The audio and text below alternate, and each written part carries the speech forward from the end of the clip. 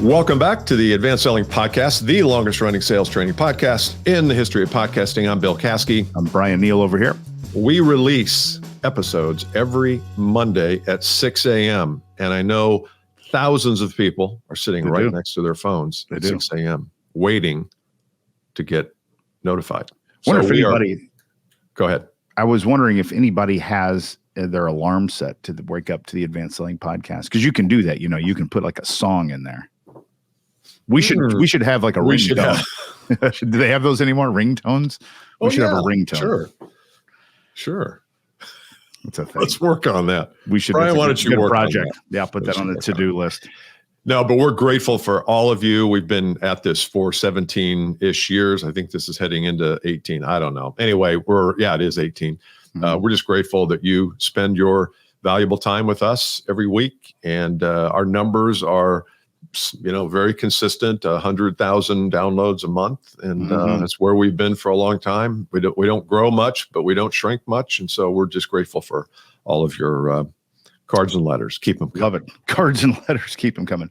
So I've been listening to some old Paul Harvey lately, Bill. I should bring back some nostalgia for it. Harvey. We're turning into Paul Harvey a little bit, though, aren't we? Like, remember those guys that used to do that podcast we used to listen to? Remember when they used to have podcasts? That's right. Sometime that's going to be a thing, isn't it? I was 16 years old when I started listening to them. Now I'm middle-aged. I've got three kids. I'm a grandparent. I mean, if you were 24 as a sales guy and you started listening to the Advanced Selling 24, 34, 44, that's it. You've been along for the ride, haven't we? Probably seen some births, some graduations, some weddings come from the Advanced Selling Podcast. Big reach there. Okay, these are two unrelated things, but I want to get your take because one annoys me and the other one made no sense. The first one makes no sense. This is a newscaster saying this. Talked about stray dogs and stray dogs attacking people and stuff like that. Okay, here's the sentence the newscaster said, and you tell me if there's some flawed logic in this sentence. They said, here's some tips on how to handle dogs. Never approach a stray dog that isn't yours. Aren't all stray dogs not yours? Because if it was yours, it wouldn't be a stray dog. It's a little redundant. Little redundant. I thought that the producers are writing that. Never approach a stray dog that isn't yours. I was trying to find a way to make that make sense. Yeah. I couldn't find a way to make it make sense. Like, well, the dog's a stray. I mean, it's mine, but we kicked it out of the house. I mean, I don't know. Or his name is Stray. I don't. Stray. It's an old Stephen Wright. Remember Stephen Wright? That's an old Stephen Wright joke. Remember Stephen Wright, the comedian, the real dry? Stephen Wright, you know Stephen Wright? Oh, yeah. He said, I live in a one-way dead-end street, that guy. Yeah. I've got a life-size map of the world, 1 mile equals 1 mile. Little things like that. But he used to say, I got a new dog. I named it Stay. It's very confused. Come here, Stay. Come here, Stay. Come here, Stay. He named his dog Stay. That's very fun. Stephen Wright. He's classic. This next one is a pet peeve. Okay. I love LinkedIn. You love LinkedIn. I think you love LinkedIn. I don't want to put words in your mouth, but maybe not. But anyway, I'm a LinkedIn fan. I think when you use it for the good of it, and we talked a little bit about LinkedIn influencers a few weeks ago. LinkedIn influencers is not my thing, but just if you use it for its purity, it's a really great tool. I get so perturbed, put off when people require me to put their email in to connect with them that really shouldn't be blocking the world. Does that make sense? So some people have their setting that you can't connect with me unless you have my email. There are a few people that I get. Snoop, I'm like, okay, I see that. You got to have Snoop's email that, or whatever, just follow him. But I'm talking about some people that just really shouldn't. In fact, it's almost doing them a disservice. Like there's some local people that own some small growing businesses that I'd love to help. And I sent a connection request to the CEO. I have to have her email to connect with her. Mm-hmm. I'm like, what are we doing here? You're missing the point. You know what I mean? Are they trying to protect themselves from salespeople? Yeah. I don't know. Probably. I just that. So if you have that setting, I'd be curious to know why you have that setting. I've never heard of that setting. I didn't know it was even a deal. So if you try to connect with someone, they can set it to where, hey, a personal email is required. If you know Brian's email, put it in here, and we'll send the connection request to him. And I'm kind of like, huh? Like, it just doesn't make any sense to me. Yeah, that doesn't. If you're a really famous person or you're like the CEO of a publicly traded company and I understand that. But for the rest of us, It just doesn't make any sense. Yeah. And if you don't like what people say, you just unfollow them real quick and block them. Right. You know, it's really easy to be an alternative to that. But in the spirit of LinkedIn to help each other, I'm like, why wouldn't you? And who knows? You know, that's the other thing that ticks me off because like I in one case I was trying to do business with someone, so I'm trying to call them to get something like to buy stuff from them, and I need their email. I'm like, what? You know, I don't know. It just irritates me. Yeah, doesn't make any sense to me. Yeah. So. Yeah. I don't know. I'm surprised you never gotten that when you sent a connection request. I don't, you know, you say, and then you laughed. I'm not sure I use LinkedIn well enough. I do some content on it. I do some lives on it. I post things on it, but I'm not a big fan of, you know, sitting down and introducing myself to people. So therefore I don't do that. So therefore I would not have seen, I wouldn't have experienced that before. Got it. Anyway. But it does seem, kind of weird. I'm sure Snoop Dogg has probably an email newsletter. That's why he does. He needs one. Capturing your email. He desperately needs one. Yeah. Okay. So here's the topic today I wanted to talk to you about is one of the things that I'm doing in our business now is looking at all the things that we do and deciding what I need to cut, what I need to double down on. I mean, we're always doing that. Probably on an ongoing basis. I know you do in yours. Yes. And one of the things that I've realized is that over the years, I have been teaching things that we'll call them counterintuitive, against the grain, unorthodox, unorthodox things that I have found worked that other sales trainers, if they would see that, they would smirk. They would say, "Oh, why are you teaching that?" And so I thought it would be a good topic to maybe you share a couple of things that you instruct and coach your people, your clients on that would be considered against the grain or outside the comfort zone and tradition. And I'll do the same and see if, these don't need to agree. In fact, they may not. We may have opposite things here. Probably not, but I like it. So why don't you? I'll kick us off, shall I? There is a strong, resounding wave of people that coach behavior and funnel flow, and the more you have in the funnel, the better. And I think people can't. We talked about this last session. People can't maintain certain levels of behavior. It's too much for them. They burn out. The other thing that happens when you start to, people say, well, it's really about this, how much opportunity you got. You got to take, it's just a math question. You got to have, $1 million in the pipeline to spit out 50,000. When you say that to people, all they think about is filling the thing with the number, not the right people. Yeah.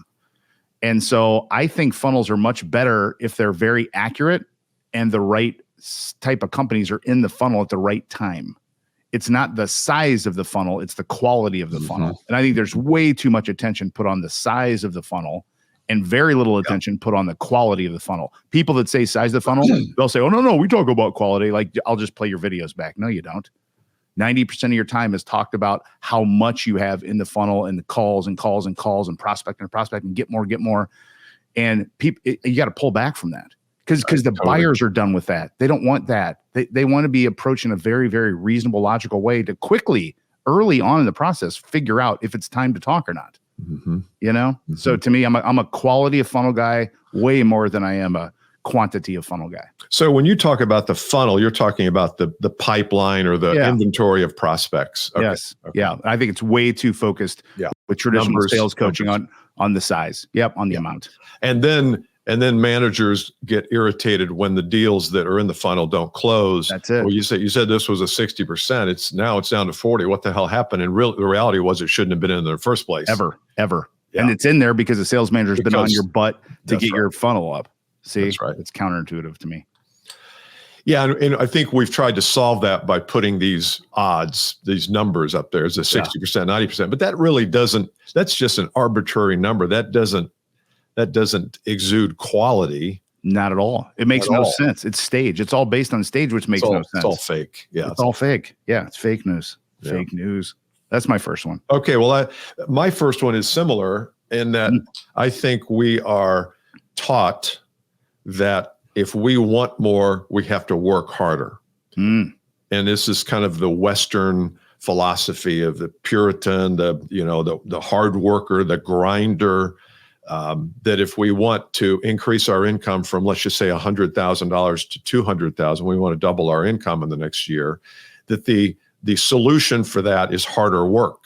It's more calls. It's like you said, more people in the funnel. And I think that it causes burnout. B, it's not true. It's just not true that you have to work twice as hard to make twice as much. Just not true. You have to work differently. Yeah. You might have to invest some money in some other types of assets or platforms or whatever to attract more people to you. And maybe you have to shoot more video or do some things. It's not that it doesn't require any more work. It just doesn't require the doubling of the work that got you to $100,000. Jay Abraham wrote a book years ago, said, what got you here won't get you there. And are you familiar with Myron Golden? No, I don't think so.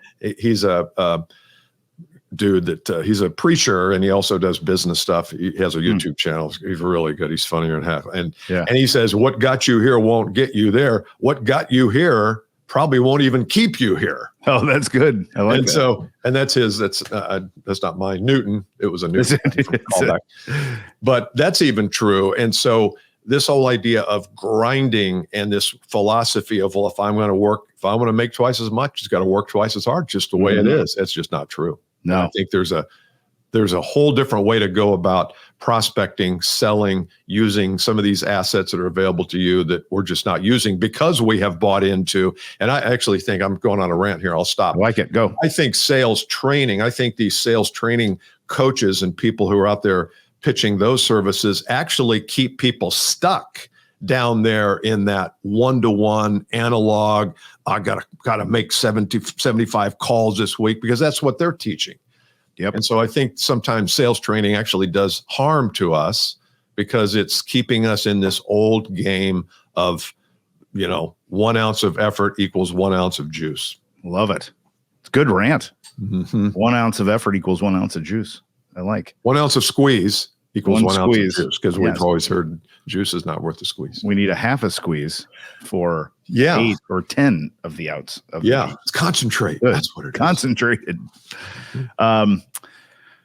Okay, so for us, and this is a thing too, we're in fact in the direction Blind Zebra is heading. We are essentially exiting the sales training and coaching space simply because we don't think that's where the answers are. Yeah.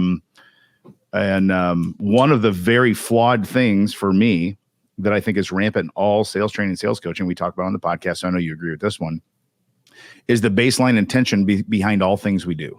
What is the baseline intention behind all of the questions I teach you, all of the openings I teach you, all the call to actions and email I teach you, all of the medic, what is the intention behind all that? The intention behind all that is to get the deal. That's what I believe. I think everyone that in the sales coaching world, when they look at their material and what they're teaching, it lacks intention of being helpful to others and just right place, right time. So are you saying that your baseline intention is to get the deal, or you think that's traditional? No, that's traditional. Yeah. Okay. I'm the opposite. Because I never sound like that was your. Oh God, no. That's what everybody's teaching. That's why I want to get away from that, because it's not in anything I find. I don't find high intention in anyone. And these are really, I respect all these guys and gals doing this. No, but it's all meant to get. It's all meant to get. And I think people are done with that. I think buyers are done with that. They just want to have a reasonable, balanced business conversation to explore things at the right time for the right reasons. That's it. It's just so simple. We make it so hard. That is counterintuitive, I think. Well, that's being taught. It's really good. We could go forever. No, I don't want to rant. Just agree. Totally agree. Yeah. We haven't even talked about this before, really. But this idea of what is our intention when we enter into the marketplace, not even just with a prospect, but just we get up in the morning and we go about our business. What's our intention? Is it to corral people into our funnel and to sell them and move them through as quickly as we can, because we got to get this closing rate down from 90 days to 65 days. And if we can, at 27%, if that's our intention, that will be apparent to the world. It'll be apparent to your audience. And if your intention, if you do what we were talking about here and have a little bit higher form of this, look to help people, look to be a resource. I'm not saying help them for free. I'm not saying do the work for free, but initially you have to be this person who's out there. Look, we've got a podcast. We do this all the time. Yes. We do video, we shoot things, we have webinars. We're always giving stuff away till at some point we sell. Yep. But so many companies don't see it that way. They see it as, well, why would I do a free webinar? They'll get my information when they buy from me. Yeah, they will, but your competitor is doing a lot of free stuff. Yeah. And you won't even get it. You won't even get a seat at the table.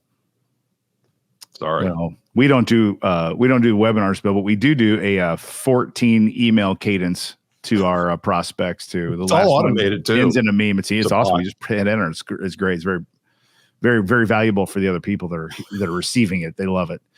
We blast emails every day for 14 days. Let's talk about that. Let's go a little deeper into intention. Intention is got to be real and pure. And what that means is if someone came to us and said, "Hey, Bill and Bryan, will you guys help me set up a podcast?" I'd be like, "Hell yes." Or they say, "Are you capable, Bill and Bryan, of teaching someone how to do a podcast?" I'm like, "Absolutely. Absolutely." Like my intention is pure. I want to help them. I'm like, you need to pay if you really want to get serious about podcasting, it's worth every dime to pay me and Bill to teach you how to do it. Because we've been doing it for 17 and a half years. We got really good results. So your intention, as long as it's clean, can be clean. Now, if someone came along and said, "Hey, well, Bill and Bryan, will you guys help me teach my high school son how to change the oil in his car?" I'd be like, "No, that's not really what we're good at. No, not my deal. Yeah. No, there's a better place to go do that." So good intention doesn't mean, like you say, you don't give away stuff for free. It doesn't mean you can lean in. It doesn't mean you don't say you can't help everybody. Because there's some people you can go, "Yeah, frick, I can help you." Absolutely. That's so true. If somebody came to us and said, "Hey, we want to start a podcast," and we have a lot of listeners who have started podcasts. Absolutely. We have a lot of people. And if somebody came to me and said that, which people do, I have a 1-pager that I send to people, and it's what to do. It's like 6 or 7 steps to it. But now if they said, "Can you walk me through this? Can you spend a few hours and walk me through it?" I can't. Right. Not for free. I mean, I just can't, because if I did, I just can't. But I'm giving you a start. I'll give you a start on it. Yep. And that's better than just saying, "No, I can't do anything. You got to pay $1,000 an hour for a consult." And people do. But so where are we with this? So I was ranting on intention. Counterintuitive. Yeah. Counterintuitive. Yeah. So it's your turn, because I went. It is my turn. You're right. Yeah. Sorry. I piled on. Okay. Let's see. Next. Most sales big problems can be fixed with really, really, really small detail-oriented changes. Most big sales problems are easily fixed, and it's not with sales training and sales coaching. It's with process. It's with fundamentals and process. I agree. And everyone's talking about, well, here's what you do. Oh, you got a delay there. Here's how to convert them. Here's what to say. Do this and da-da-da. I'm like, it's not about that. It's about these little bitty detailed behavior things that you do that you're not doing that will fix 80% of the problem that you have. So sales leaders struggle with, I don't know what's real in the funnel. So all you have to do is inspect the funnel at depth. 4 steps of depth. I have a tool that teaches people to do this, but and when you do that, you will absolutely know what's real, and no one does it. Go, "I don't want to be micromanager, Okay, you got to live with either a crappy funnel, exactly, or you got to do this. It's one of the two. And by doing that, you're not bringing harm to people. If they have commission, they want clarity too for their own income prediction. You know what I mean? You teach them how to think like that, they will do it on their own. Absolutely, they will, because they don't want to be chasing things that aren't. I mean, right? That's not in anybody's interest. But you do have to you as a leader have to take that first step and say, "Look, we're going to start something new. We're going to really inspect what goes in the funnel before it goes into the funnel, or as it gets to 50%. Now I'm not going to spend time on 20% deals, but once it gets to 50, let's figure out whether this is real or not." That's it. Absolutely. And you got to do it in a framework. Go ahead. Yeah, I'm sorry.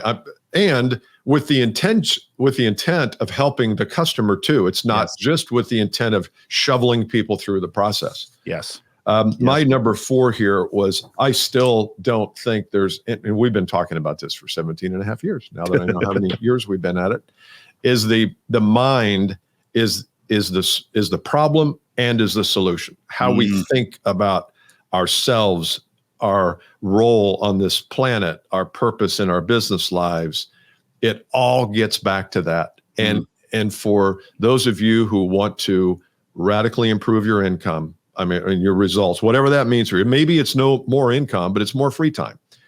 Everybody wants more. More starts in the mind. It starts with how are we organizing ourselves and our thinking and what our role here is on this planet in a way that will help us get to 2x or 5x income. And if your mind is not a part of that conversation, when I work with high achievers, I love working with high achievers because they get this. The low achiever will say, oh no, it's just about behavior. High achievers like, oh no, it has nothing to do with behavior, very little to do with behavior. It has to do with how am I thinking about myself? If I think about myself and my value in the right way, the behavior will come naturally. It will come automatically. I can't not do the behavior. But if all my mindset is about what am I going to get from the marketplace, then you will stop yourself from doing the behavior. I've seen. I think 100% agree with that one. All thinking drives all doing and all saying. All thinking drives all doing, all saying, and no one tends the thinking column. No one has anything codified. No one has a set of guiding principles written down. You do, I do, our clients do, but 90% of the world that listens to other sales training coaching organizations, they do not have a set of guiding principles. They can't read them to you. I got mine on a laptop sticker. I can read them. I got to memorize, but yeah. I mean, that is so critical. And then all things you do and say, everything flows goes back to that. It just does. It just takes care of itself. Yeah. So that's good. So if you have not joined us in our LinkedIn group, go to advancedsellingpodcast.com/LinkedIn. That'll take you right there. Make sure you join. And if you have a comment for either one of us, don't like our hair, don't like our microphones. Well, you got to love our microphones. Can't say that. Don't like our new video frame that we talked about. I like it all. Yeah. So anyway, we'd love to hear from you. You can go to advancedsellingpodcast.com. If you're a new listener, all the episodes, top 12, 15, 20 episodes there you can partake of. So love it. Glad you're with us. See you next time. Bye. Bye.